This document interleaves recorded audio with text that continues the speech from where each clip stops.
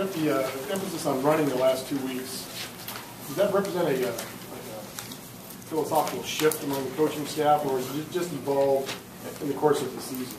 It just really evolved. Knowing which teams you play and making sure that we're trying to stay balanced. And when you're successful running the ball, it makes it a lot easier to stay with it. And we've had a lot of success over the last couple of weeks. And running the ball, EC's running really hard. I think with his maturity through the season, CJ's maturity through the season, really gives us a 1-2 punch there. So to stay balanced, that's a critical part of the game plan. You really got CJ involved in that running game this week. Can I talk about the compliment between him and EC today? Yeah, and that's a plan going in. And I thought CJ played excellent. How many touchdowns did he have called back? 2, and EC had 1. And again, it's guys who work really hard through practice. CJ's really hung in there, paid attention, has learned over the course of the year, and now he's getting his opportunities, making the best of it. You almost, I'm sure you cringe looking at 15 penalties, some of them by the offensive line damaging. Do you sort of accept that as part of the deal, running the ball so much, or are you? No, we don't accept it. Have to look at the tape and see exactly where the penalties are and how they occurred and things like that. And learn from them. Obviously, in a closer game, those things, 3 touchdowns being called back would be devastating, obviously. And but no, it's not part of the game. We have to correct it. You talked about running back maturity. This shift towards the run, does that show that the running backs are now able to protect if you end up passing with them in the game? I mean, I know Safeli was doing well, but you were worried about the other running backs? Yeah, no, they're fine. Yeah, they do a good job. And, with CJ coming along, that's a big part of it. When you're a new guy in the system, and protections are the big thing for new running backs. He's done a really nice job. Coach Gould does a phenomenal job of preparing the guys, and it's the same thing. They're prepared, they practice hard, they're drilled well, and so mentally and physically and emotionally, they're all ready to play. And that's a tribute to Coach Gould and all the running backs' work ethic. Jeff, what about the defense today? 2 interceptions, or 2 turnovers inside the 5-yard line at a time when the one at least really could have made a game of things. Well, both of them really, because the last score down there when they fumbled, or the last turnover down there when they fumbled was huge, because that would have made it a 1-score game, and so both were big. The deflection and great play by DJ to dive and make a play. Turnovers are always critical, and typically when you win the turnover battle, you win the game. And we won the turnover battle today, and fortunately won the game. Oregon State got beyond your 30-yard line 6 times today, only got 6 points. Is that the epitome of a bend but don't break defense? Well, it's not something we want to live by, for sure, but they did a nice job. You have to give them a lot of credit. The quarterback played well. They have explosive guys outside. Rogers and Wheaton, real good players, very good tight end. They're always well prepared and very dangerous on offense. And I thought they protected the passer. I would like to see us get to the passer a little bit more. We didn't put enough pressure on the passer today. But came up with big plays when we needed it. And if they do get inside the red zone, you have to stiffen up and hold them out of the end zone. We did that. The penalties notwithstanding, you talk about the run blocking that you guys did to get all those yards. Yeah, I thought the offensive line, if you take out the penalties, I thought they played very well. And it's 2 weeks in a row that they've been very physical at the point of attack. And again, I want to make an emphasis. The offensive line includes the tight ends and the fullbacks and so on and so forth, and the wide receivers. Because when you break runs like we broke today, they get into the second level and they go the distance. Receivers are doing a nice job as well. So, but again, the offensive line practices very hard each and every day. They're all banged up, but they continue to work really hard. And it's great to see it pay off, all the hard work and dedication that they have in the preparation. There's nothing like it when you see how happy they are in the locker room right now, and that's what it's all about. To see them celebrate and have a great time and and know that the preparation and hard work pays off. There's nothing like it. So no player on this team had ever beaten Oregon State, and then combine that with the fact this makes you bowl eligible.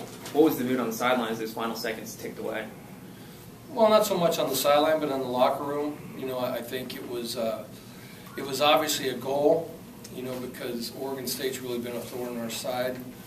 And so, you know, we talked about that through the week, and talked about why, you know, not tackling well, turning the football over in recent years, things like that, and that we need to execute.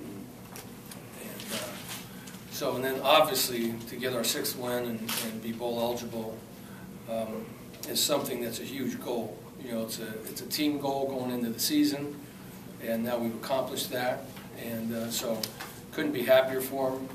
And so we'll enjoy this, and then obviously next week's a huge game, big game. Guyton hobbled off a little bit. Guyton hobbled off there, I think, in the 4th quarter.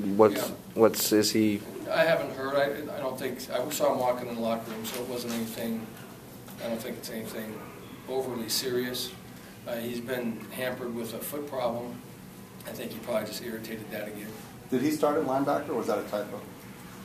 No, he played a couple different positions. He played inside. We stood him up because of the, you know, we've kind of been depleted with Wilkerson and McCain being out, and so had to do some things with him to put him outside a little bit, and so it was just a kind of a change-up.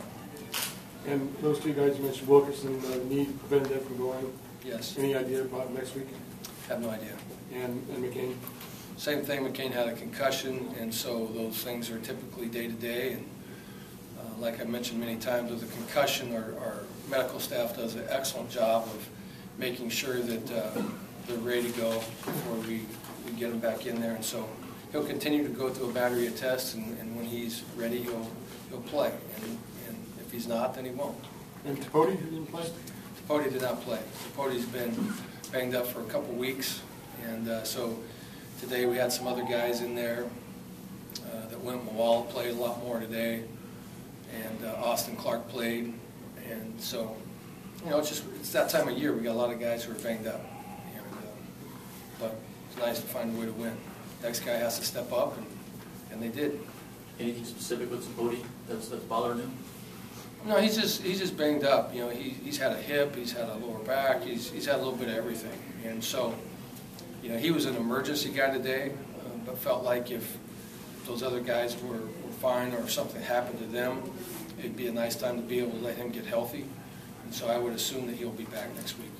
EC went over 1,000 yards on the season today. Is that something you would have expected to happen at the beginning of the season? Yeah. I mean, it's typical of our backs. We've had a 1,000-yard rusher pretty much every year, except for the year that Java got hurt late in the season. And but that was about his size and stature. Yeah, no. I mean, he's a good player.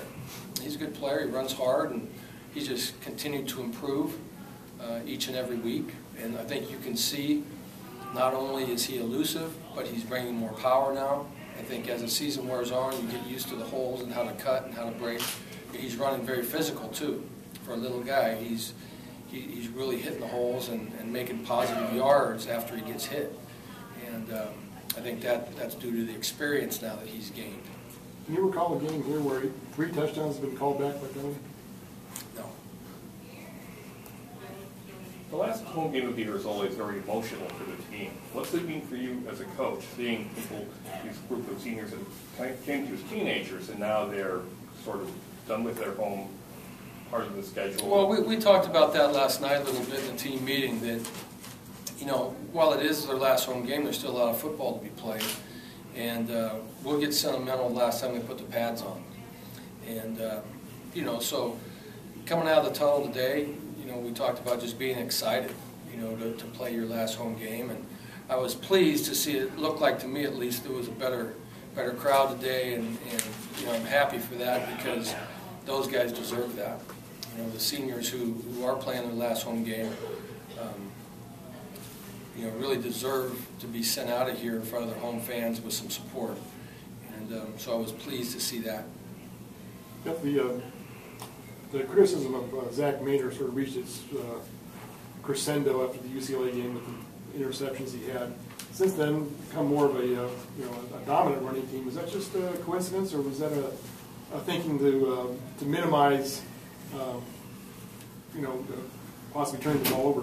No, that has no reflection on the lack of trust that we have in Zach. We have a lot of trust in Zach. He had a bad game, and so it's important to stay with him and stay supportive. And he's a good player, and he just continues to learn each and every week with the different game plans that we have. And management of the game was a big deal that we talked about. And part of management of the game is running the football. So it has no reflection whatsoever. But when we're being successful running the football, you like to be able to mix it up and stay balanced. And so that's more of the thought. Any reaction to seeing a fifth-year senior like Mike Calvin get his first touchdown on senior day? That was great. Yeah, no doubt. Mike's been through a lot here. He's really battled through injury, most of his career. And, you have a senior who is so team-oriented that, you have a guy, the two guys getting most of the balls are Keenan and Marv. And Mike comes out and works hard every single day. And so to see him rewarded with a touchdown was really nice. Any update on Michael Coley? Excuse me? Any update on Coley? He was wheeled off. Yeah, I think he dislocated his ankle. That's what it looked like, and so we sent him to the hospital. And so, but I don't know about dislocation or break or the severity of it or anything like that. But I would assume he's out for the year. Okay. Anything else, guys? All right. Okay. Thank you.